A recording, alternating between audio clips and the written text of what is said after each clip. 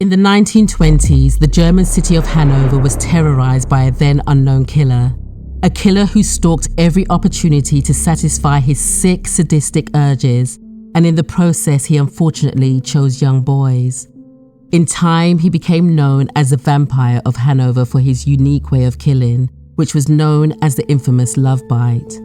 When the truth finally came to light, the locals were shocked by the fact that this cruel, deranged man was actually their neighbor and local butcher.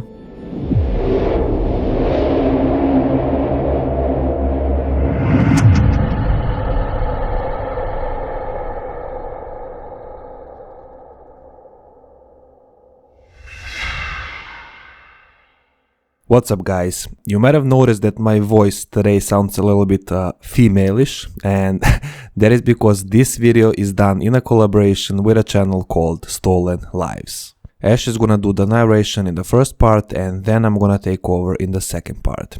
In the meantime, if you guys are interested, and I know you are because you are a true crime addicts, I would kindly like to recommend her channel as well, so check it out. I will leave the link in the comment below.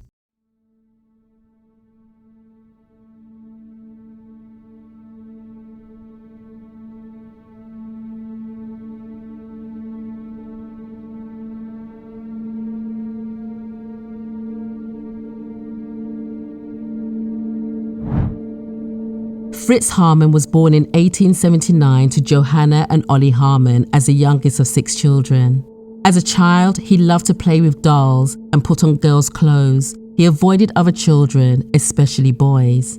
He also developed a passion for both needlework and cookery and would develop a close relationship with his mother, who spoilt her youngest child. His father didn't like the path in which his son was going, so he decided to send him to military school when he was 16.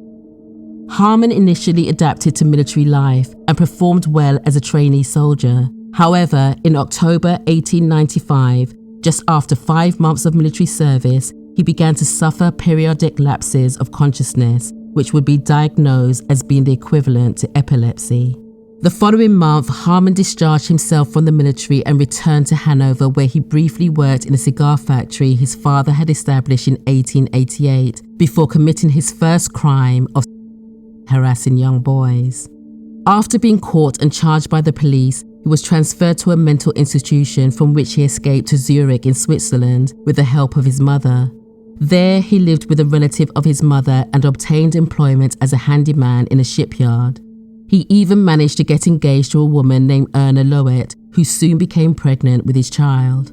In 1900, he returned to Germany to complete compulsory military service. During his service, the authorities described him as an exceptional soldier and an excellent archer, and as he later stated, this was one of the happiest periods in his life. However, due to his epilepsy and possible mental illness, he was hospitalized for 4 months and in 1902 was officially discharged from the army.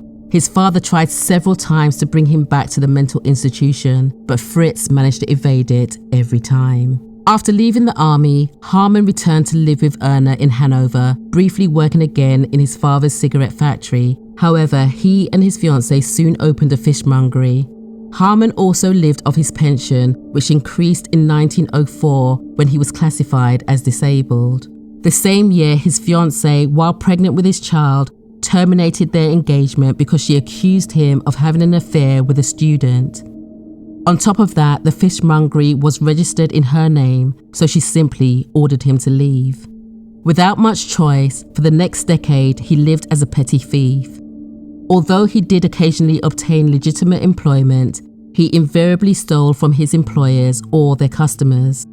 On one occasion, when working legitimately as an invoice clerk, Haarman became acquainted with a female employee with whom he later claimed to have robbed several tombstones and graves between 1905 and 1913. By this time, the police were fed up with his actions and he was sentenced to 5 years in prison, thus avoiding service in the First World War. After the end of the war and upon his release, he got involved in various criminal activities, with smuggling being one of them. He also started to develop a relationship with the police and gradually became their informant, a position that would later play a huge role in his project.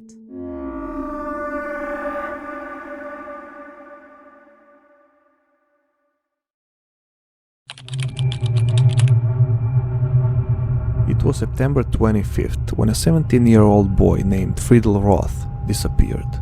While his father was trying to find him, he learned that his son has been seen with Haarman, who often knew to take young boys to his apartment and make friends. When the father presented these facts to the authorities, the police were more than unwilling to bother their best informant in any way. The police eventually relented and agreed to visit Haarman.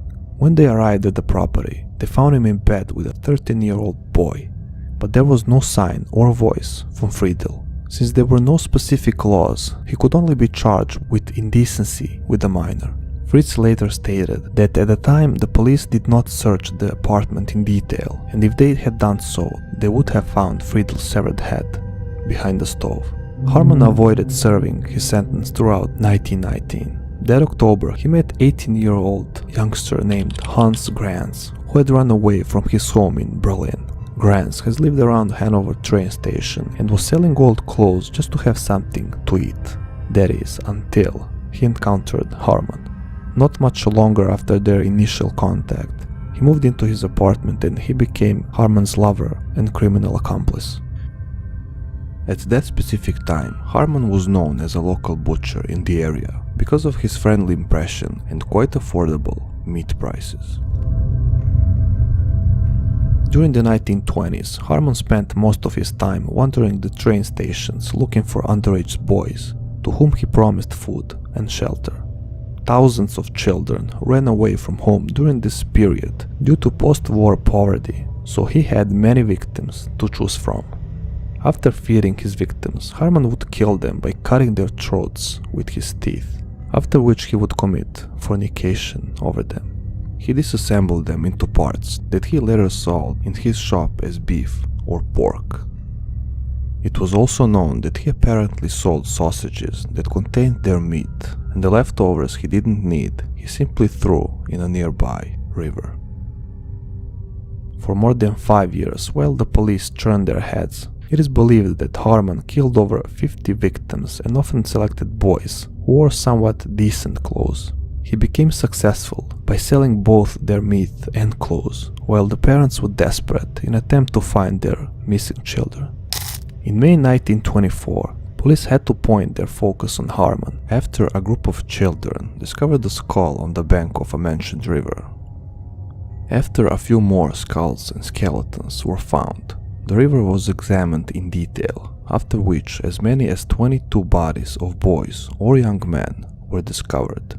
By this point, all of the city panicked and turned their suspicions on Haarman. The initial investigation started a bit slow since he was an informant and the police looked away, but the case was soon taken over by 2 detectives from Berlin. Investigators found Haarman at a train station attacking a teenager, and after putting him in jail, they went on to search his apartment, but this time in much more detail. What they found inside was a truly horrifying scene. Carpets and walls were covered in blood, and about 100 pieces of clothing were found. During the interrogation in custody, he was happy to answer all the questions. On a question how many victims he killed, Haarman claimed somewhere between 50 and 70. The police, however, could only connect Haarman with the disappearance of 27 boys, and he was charged with 27 murders, some of which he claimed were committed upon the insistence of Hans Granz, who was arrested on July 8th. The trial of Fritz Haarman and Hans Granz began on December 4th, 1924. Haarman was charged with the murder of 27 boys and young men. In 14 of these cases, Haarman admitted his guilt, while Granz pleaded not guilty. The trial lasted for 2 weeks, and over 190 people testified. Before his sentencing, Haarman stated, "Condemn me to death. I ask only for justice. I'm not mad. Make it short, make it soon. Deliver me from this life, which is a torment. I will not petition for mercy, nor will I appeal. I want to pass just one more merry night in my cell with coffee, cheese, and cigars, after which I will curse my father and go to my execution as if it were a wedding." He was found guilty of 24 of the 27 murders and sentenced to death by guillotine beheading.